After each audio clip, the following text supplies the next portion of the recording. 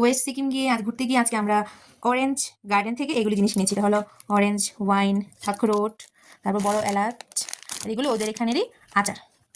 এখনো ট্রাই করিনি, ট্রাই করে তোমাদের রিভিউ। আজকে আমরা এই অরেঞ্জ না, ওইটা খোলো খোলো, খেয়ে সবাইকে রিভিউ দাও কিরকম হচ্ছে।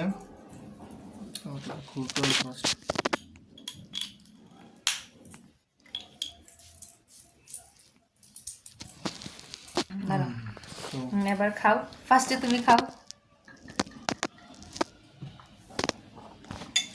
কেমন?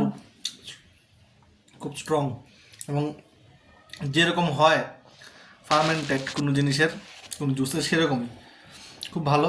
এটা হেলথের জন্য রেগুলার তো পাওয়া যায় না সবচেয়ে, না বাড়িতে বানানো যায়, ইউটিউবে দেখেছি, কিন্তু এইবারই ফার্স্ট আমি এটা ট্রাই করলাম। দারুণ। খাও খাও।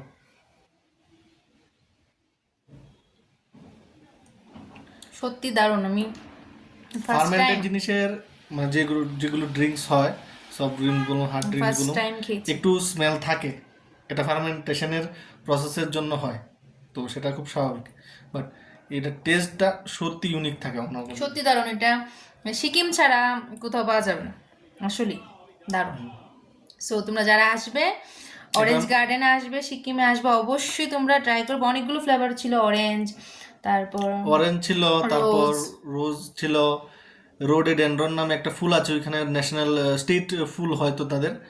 আর ছিল কি যেন একটা বড় এলাচের ছিল, আর লেমনের তো ছিলই।